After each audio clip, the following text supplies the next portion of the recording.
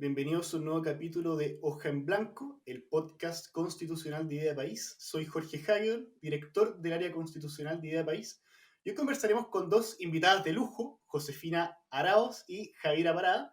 Josefina es licenciada y magíster en Historia por la Pontificia Universidad Católica. Es investigadora del IES y autora de varios ensayos, especialmente acerca de cultura popular y populismo. Javiera, por su parte, es actriz, fue agregada cultural en Estados Unidos, es ex militante de Revolución Democrática y una de las gestoras de la campaña Marca tu voto, para que tengamos en Chile una asamblea constituyente. El tema de este capítulo será acerca de la importancia de ponernos de acuerdo en la convención constituyente. ¿Cómo están? Un gusto en saludarlas.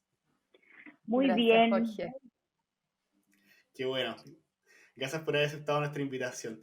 Bueno, primero que todo, a puertas de la elección del 15 y 16 de mayo, en particular la de convencionales constituyentes, parecemos tener más dudas que certezas sobre el escenario político, marcado por mucho desorden y tensiones en los principales conglomerados que presentan candidatos, y una poca disposición a ponernos de acuerdo, que es el tema, digamos, de este capítulo del podcast, para llegar a los famosos 2/3.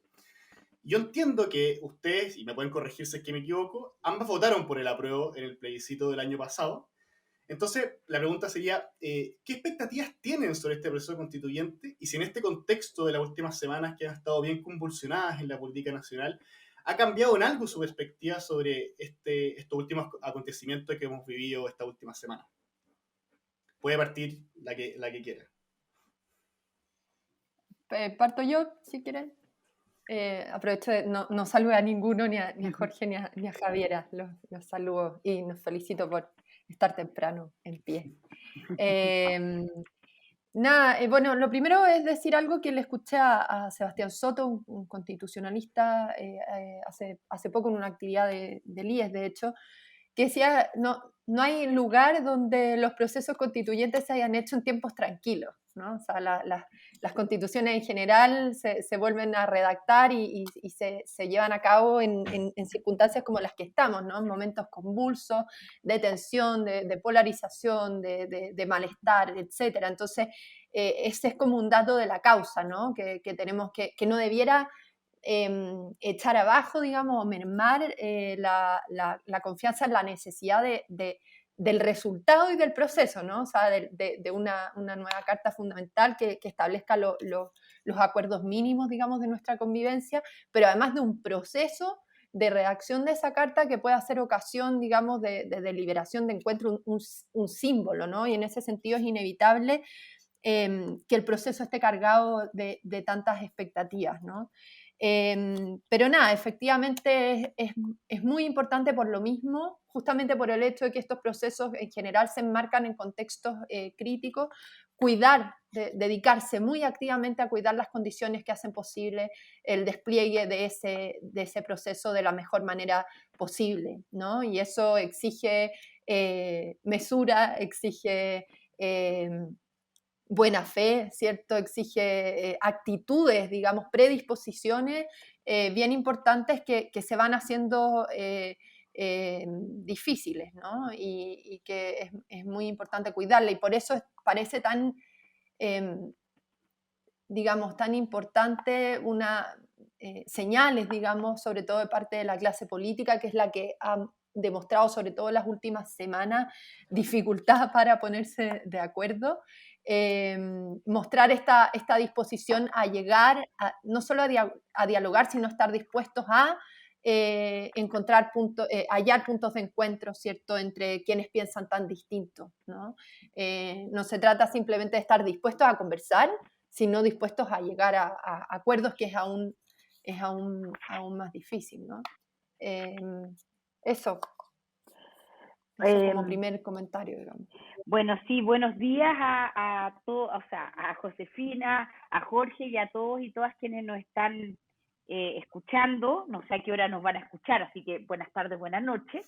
Muchas gracias por la invitación, Jorge. Siempre es un placer conversar, y además con Josefina habíamos coincidido, pero no habíamos podido interactuar mucho, así que yo la he seguido debido a que hemos hecho algunas actividades con el IES y de ahí la conozco, y y bueno, antes que empezáramos a estar al aire estábamos comentando su excelente entrevista que dio hace algún tiempo, así que es un placer estar con ustedes aquí.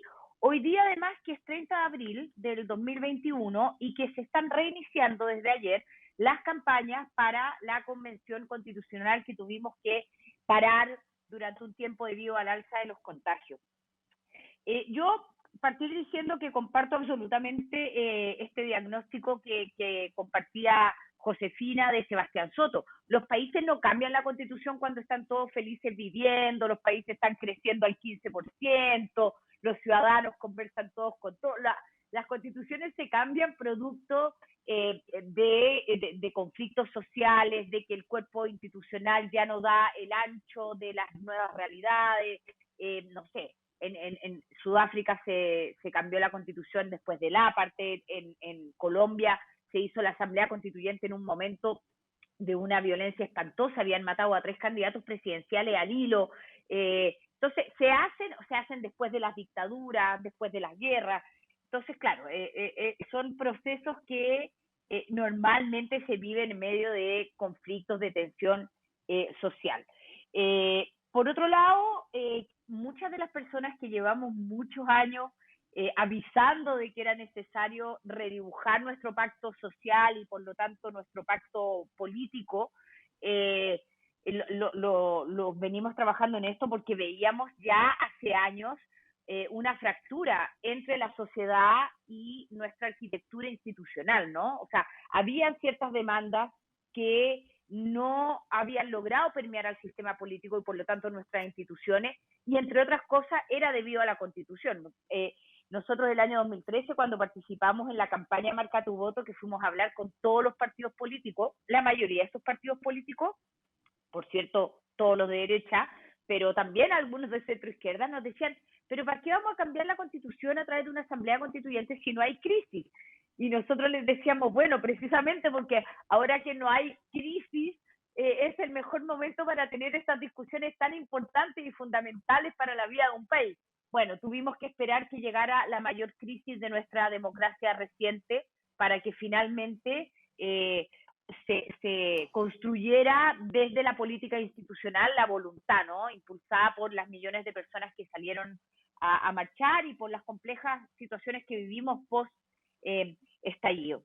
Ahora, dicho esto, yo creo que hay como 2 carriles pasando en la política que espero, no lo sé, pero espero que no se contaminen demasiado. Es imposible que no se contaminen porque los seres humanos vivimos en el mismo territorio político, leemos los mismos diarios, escuchamos las mismas radios, los mismos podcasts, pero si uno se fija como en la política formal contingente, realmente la cuestión es como el Coliseo Romano, o sea, como todas las semanas pasa algo que nadie, que uno piensa que no va a ser posible y ocurre.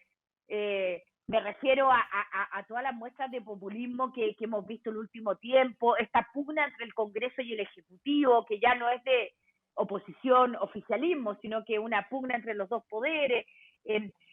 Esto todo está muy marcado por el super ciclo electoral que tenemos este año, que hay demasiados candidatos dando vuelta y como buscando votos. Y ahí realmente la confrontación, la polarización, acompañada de todo lo que ocurre en las redes sociales, lo puedo decir en primera persona, pareciera que estuviéramos viviendo en un país que está todo el mundo sacándose el ojo. Pero mi experiencia acompañando alguna de las campañas constituyentes antes que tuviéramos que suspenderlas, es que uno va a los debates constituyentes y extraordinariamente pareciera que está todo el mundo de acuerdo en casi todo, o sea, más o menos en los derechos sociales, más o menos en que hay que equilibrar los poderes, porque el hiperpresidencialismo se ha transformado en un hándicap para la gobernabilidad, en que hay que descentralizar.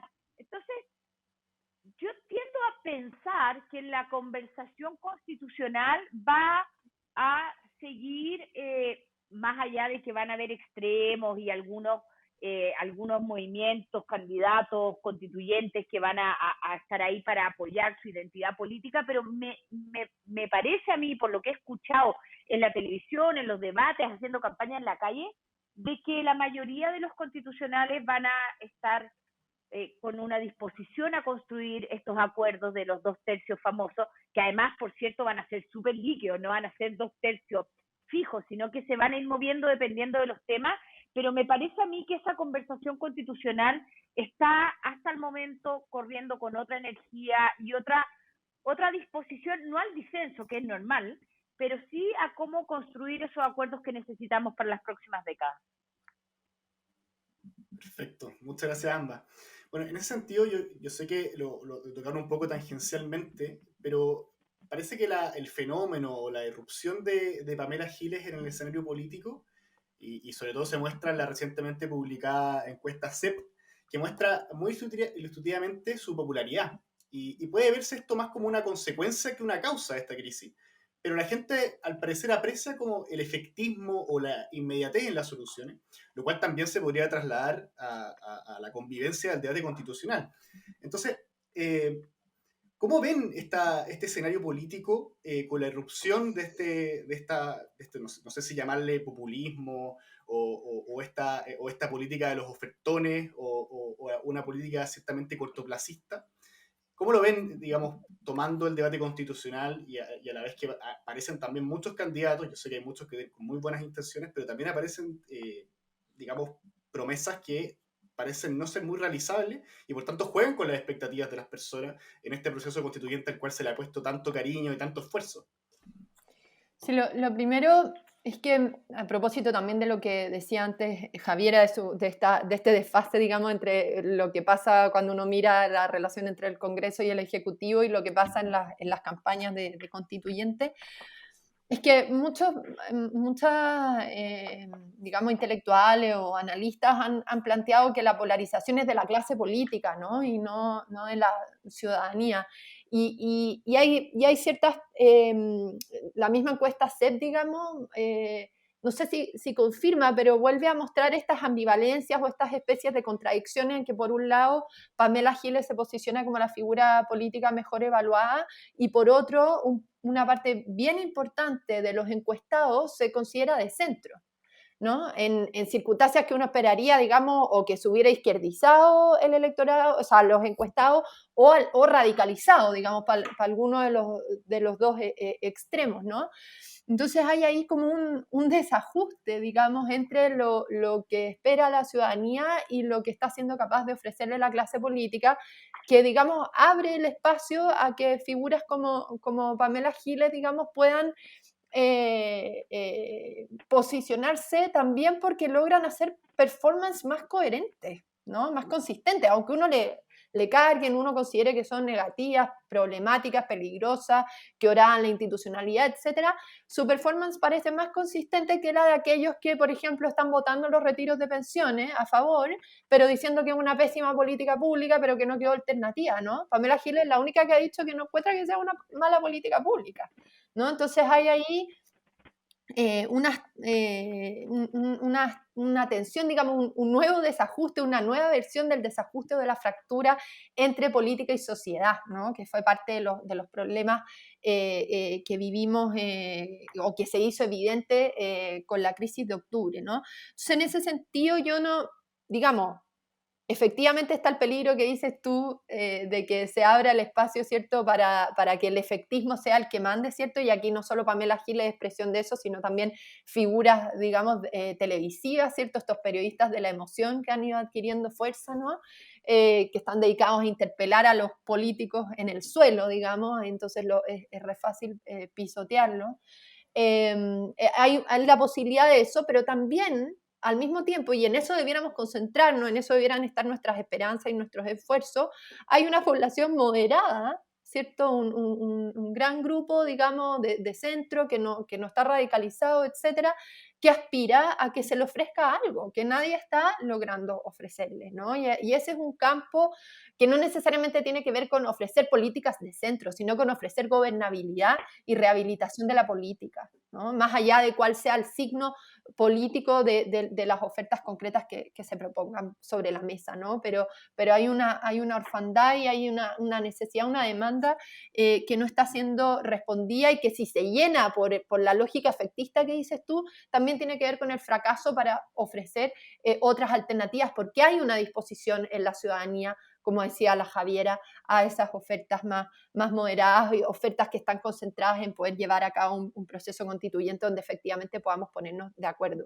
Y algo que se me escapó, que está relacionado con esto que tú nos preguntabas al comienzo de las expectativas sobre el proceso, justamente por la importancia de este proceso que ha sido hasta ahora el único canal institucional abierto, ¿cierto?, para procesar este conflicto, el conflicto que se abrió, digamos, político-social en octubre, es que es necesario cuidar sus condiciones, pero también que el proceso constituyente esté permanentemente recordando que la nueva constitución no es el único recurso, no es la única herramienta que necesitamos para resolver todos los problemas que enfrenta Chile y para dar forma a este nuevo pacto social. La Constitución es un camino, es muy importante, tiene que ver con la distribución del poder, ¿cierto? En primer lugar, digamos, con parte importante de los problemas que vivimos hoy día, pero no es el único espacio y no es la única herramienta que nos va a ayudar a resolver los problemas que enfrentamos. Y eso, quienes lideren el proceso constituyente tienen una tarea súper importante también de estar recordando eso, ¿no? Ojo que acá también necesitamos que el Congreso y el Ejecutivo se pongan de acuerdo, también necesitamos que la ciudadanía, digamos, o que el mundo empresarial ponga de su parte, no sé, etcétera, ¿no? Eso quería agregar sobre la pregunta anterior. Sí, yo, respondiendo esta última pregunta, creo que aquí hay bastantes responsabilidades compartidas del auge de liderazgos populistas, caudillistas, y que tiene que ver, por un lado, con responsabilidades de la política. O sea, la política tiene que ser un espacio colectivo que permita transformar la sociedad. Cuando la política deja de ser el instrumento para transformar la sociedad, cuando no hay, cuando empieza a haber solo cálculo o clientelismo o de alguna manera acomodo, ¿no? Y la gente deja de ver en ella una posibilidad para transformar su vida individual en sus pequeños núcleos, pero también social. Bueno, claro, el espectáculo, la farándula son los que se toman el lugar, y siendo brillante estratega Pamela Giles, también está llenando un vacío que ha quedado, ¿no? Eso sumado a un momento como populista que se vive en el mundo hace algunas décadas, ¿no? O por lo menos hace alguna década, de esta sensación de que hay unas élites cerradas que abusan, perversas, y un pueblo virtuoso, y esto no es un fenómeno que solo está ocurriendo en Chile. Ahora, el problema es que las élites le dan hartas razones al pueblo para creer eso, ¿no? Yo creo que evidentemente no es blanco-negro, pero aquí en Chile vimos los casos de colusión, vimos la relación entre la política y el dinero, y efectivamente las élites políticas y económicas no han dado muestra de estar conectadas con las necesidades de la ciudadanía. Entonces, insisto, creo que aquí hay que hacerse cargo de lo que no hemos hecho para que estemos en un momento así. Yo creo que el proceso constituyente es muy importante para lo que decía Josefina, revalidar la política como el espacio donde nos ponemos de acuerdo en nuestros disensos, en cómo vamos a vivir juntos, y cuáles son las reglas para precisamente vivir en el conflicto, ¿no? El conflicto no hay que tenerle miedo, es como consustancial a las sociedades. Para eso creo que es súper importante que la Convención Constitucional pueda tener canales de participación ciudadana, que la ciudadanía pueda incidir de alguna manera en el debate que van a tener los 155 constituyentes, porque creo que es súper importante no solo que revalidemos la política, sino las instituciones. Para mí, el dato más chocante, o que quizás más me duele de la SEP, es la falta de legitimidad del gobierno, el Congreso y los partidos políticos. Los partidos políticos tienen un 2% de aprobación. una sociedad no puede vivir, una democracia no puede existir sin partidos políticos. Lo digo y me emociona porque me da susto. Entonces creo que esto de, sí, el gobierno está con un 8% de aprobación o un 9% en la CEP, el Congreso con un 8%, creo, y los partidos políticos con un 2%. Entonces, las personas que creemos en la política tenemos que hacer esfuerzo por revalidar ese instrumento súper importante para la política, que son los partidos políticos, que tienen que también renovarse, adecuarse a este nuevo tiempo de las nuevas tecnologías. No se puede hacer política como se hacía el siglo XX, y ahí hay un desafío gigante. Y solo para terminar, yo estoy súper de acuerdo con Josefina de que aquí la Convención Constitucional esperemos que haga lo mejor posible para este diseño institucional, los equilibrios de poder, la redistribución del poder que está solicitando la ciudadanía, las regiones, las mujeres, las minorías, etcétera. Pero las demandas que estallaron en octubre del 2019, que vienen con muchos años de estar presentes en la conversación pública, estoy pensando en pensiones, en salud, en la misma educación y muchas otras, no todas se van a solucionar en la sede constitucional. Hay muchas que deberían poder avanzar, y es urgente que avancen en la sede legislativa. Estoy pensando en la reforma de pensiones, estoy pensando en un montón de cuestiones que no tienen que esperar que pase este año y medio para que tengamos una nueva constitución, para que se construyan estos acuerdos en el Congreso y se pueda avanzar. Por otro lado, creo que es imprescindible, que la pandemia lo dejó muy en evidencia, necesitamos un nuevo Estado. El Estado que hoy tenemos no es el Estado que esta sociedad requiere. Más allá de si continuamos con las ayudas focalizadas o se universalizan, el Estado no tiene la información, y esto Idea País lo sabe porque sacó un informe hace algunos meses, no tiene la información de todos los chilenos y de todas las chilenas, cómo llega a ellos, ¿no? Y a ellas. Y por último, creo que un tercer punto súper importante, que también lo tocaba Josefina, es que Chile, para hacerse cargo de estas demandas de mayores y mejores derechos sociales, mejores pensiones, mejor sistema de salud, mejor educación, un desarrollo sustentable y sostenible, requiere una estrategia de desarrollo que requiere el concurso del mundo privado, requiere el concurso de los trabajadores, requiere la participación de las comunidades, la academia y el mundo político, y sin esa estrategia de desarrollo que pueda hacer que Chile tenga un nuevo sistema productivo, o este mismo sistema productivo más sofisticado, y que por lo tanto tengamos una nueva economía y por lo tanto el Estado también pueda recaudar más, porque aquí las cosas se pagan, requiere esa conversación. Y yo creo que espero más bien que el buen desarrollo del proceso constituyente habilite esta otra conversación para la estrategia de desarrollo, que sin ella es imposible dar respuesta a las demandas sociales que han emergido con tanta fuerza los últimos años. Sin duda, sin duda. Y qué bueno que al menos tenemos un moderado optimismo, estar de acuerdo en varios puntos entre nosotros tres al menos. Pero otro punto interesante y más específico que quería conversar con usted es a propósito de un documento que lanzó hace poco el IES, el cual aboga por los espacios reservados o secretos de negociación, que dicen necesarios para facilitar los acuerdos y el entendimiento dentro de la Convención Constituyente. Y por otro lado, en cambio, una parte importante de candidatos y también de académicos constitucionalistas han pujado por establecer una convención 100% transparente, digamos, de vidrios transparentes. Entonces, ¿qué opinión les merece esta disyuntiva de cara al reglamento de la convención y la importancia que tiene esto, justamente por, como decía Lies, para ponernos realmente de acuerdo? Bueno, yo para hacerme cargo de lo que dice mi institución.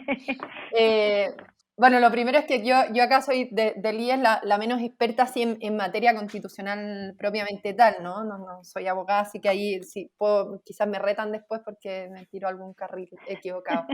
Pero quiero apelar a lo general. Lo primero es que no es defender lo secreto, ¿no? O sea, hay ciertas ideas o sea,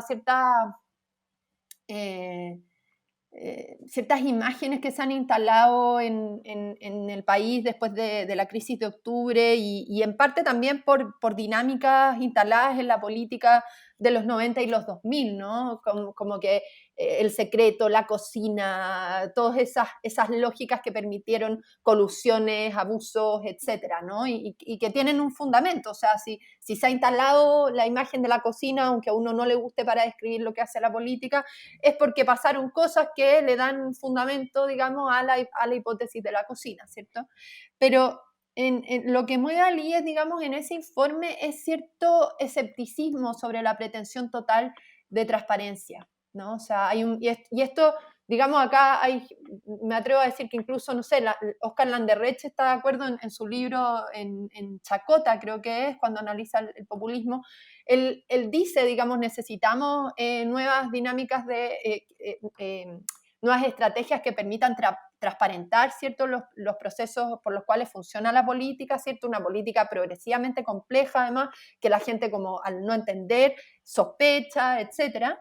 Pero también la pretensión absoluta de transparencia puede tener sus propios, de transparencia total, digamos, puede tener sus propios riesgos, ¿no?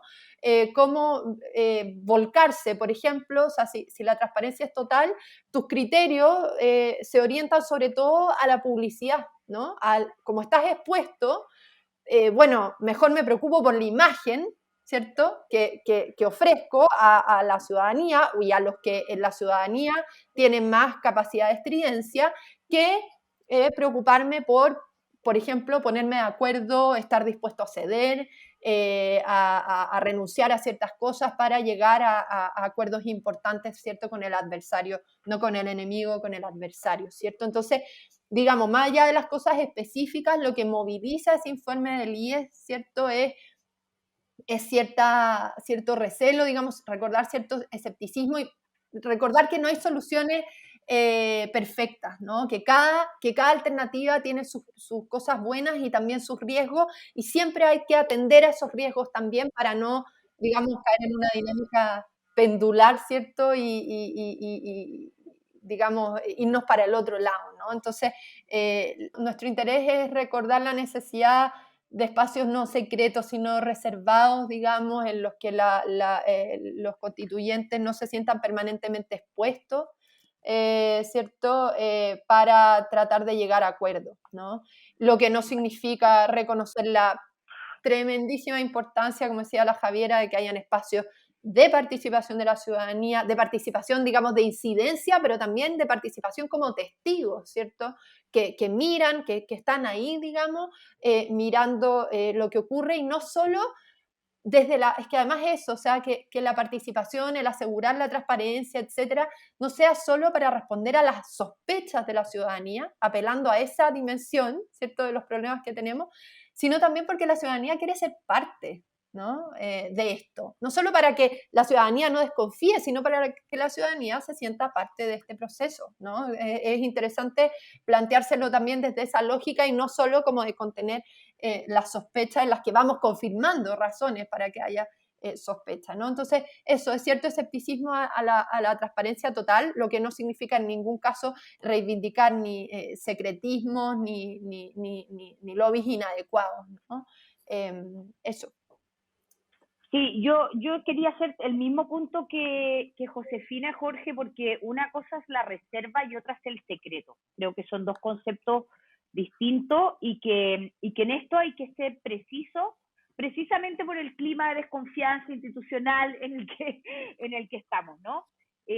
Yo la verdad el año pasado, que era el plebiscito, me imagino que igual que usted, cuántos seminarios, Zoom, webinar, etcétera, que hubo sobre el tema constituyente. El CEP, la FEN y bueno, muchos otros trajeron virtualmente a muchos expertos que habían participado de procesos constituyentes de Colombia, de Sudáfrica, de Irlanda, de Islandia. Y lo que dicen todos los que han participado, esto no es una opinión como desde la academia o desde la derecha o desde quienes desconfían de la ciudadanía. Yo en todos los seminarios que escuché a personas que habían participado de procesos constituyentes, todas decían que efectivamente, y todos los quienes nos están escuchando también lo saben, que los procesos de negociación realmente se desataban cuando había un cierto clima de confianza, ¿no? Y poder, en el fondo, cuando tú tienes que entregar algo, esos son los procesos de negociación o de construcción de acuerdo, ¿no? No es simplemente con cuánto de lo que llegué voy a salir, sino también qué estoy dispuesto a entregar. Y es muy difícil hacer eso en una pecera. Y lo que termina pasando cuando eso es así, es que los acuerdos se terminan tomando en otro lugar. O sea, no nos engañemos, porque lo que va a ocurrir si existe absoluta transparencia es que los acuerdos van a ser tomados en otras sedes. Así es el ser humano, así es la lógica de las negociaciones, y por lo tanto yo prefiero que esté institucionalizado, que hayan ciertas sesiones, que sean abiertas, que hayan ciertas cuestiones que se liberen en unos meses más y que por lo tanto resguardemos el espacio institucional para que se construyan los acuerdos, que hacernos los lesos, decir que va a ser todo súper, súper, súper transparente y que al final los acuerdos se construyan en la casa de uno de los constituyentes en la noche, en el baño, como fue parte del acuerdo del 15 de noviembre. O sea, la lógica de la negociación requiere que uno no le esté hablando a Twitter o a sus votantes, sino que pueda tener un momento en el cual se enfrenta al adversario y puedan construir ese acuerdo. Por lo tanto, yo en eso comparto, no he leído la propuesta de Elías, pero sí leí la propuesta de Horizontal, que también hablaba de eso, y he escuchado a Sebastián Soto abogar por esto. Yo creo que hablar de transparencia total es una ilusión, es ingenuo y despoja a la sede constituyente de esa parte importante que es donde van a ocurrir los verdaderos acuerdos. Sí, sin duda. Bueno, por último, ya que se nos está yendo el tiempo y ha estado muy interesante la conversación, así que de partida ya muchas gracias a ambas. Ahora, nosotros en este podcast tenemos una pregunta que le hacemos, digamos, insignia a todos los invitados, y por tanto tiene que ser muy breve, pero se trata de qué le diría Javiera Parada y Josefina Arauz a los futuros convencionales constituyentes en, no sé, 20 segundos, un mensaje para que nos pongamos de acuerdo. Chuta, esto hay que ensayarlo. A ver, voy a partir yo para que se cierre la Jaira, que seguro tiene algo más pesado, más potente para decir. Lo primero es que enfrentan, o sea, les toca liderar probablemente el proceso más importante de los últimos 30 años. La única vía, como decíamos antes, institucional ofrecida por la clase política a la ciudadanía para procesar una crisis tan profunda como la que terminó de abrirse, porque no partió ahí, la que terminó de abrirse en octubre del 2019 y que con la pandemia solo se ha profundizado, ¿no? Entonces tienen una tarea por delante muy, muy, muy importante que debiera ser además instancia de rehabilitación de la política, de la institucionalidad como el lugar para procesar nuestros conflictos, y entonces llamarlos a un especial cuidado justamente de eso, o sea, cuidado con levantar banderas que están circulando con fuerza en Twitter, en redes sociales, ¿cierto? Como la transparencia, etcétera, no la transparencia en sí, sino la transparencia total, absoluta, para poder proteger dinámicas de la política, de la institucionalidad que necesitamos para poder resolver de forma pacífica nuestros conflictos.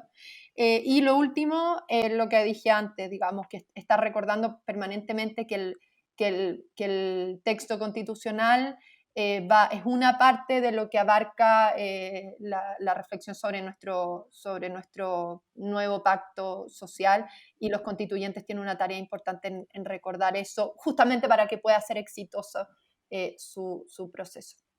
Eso.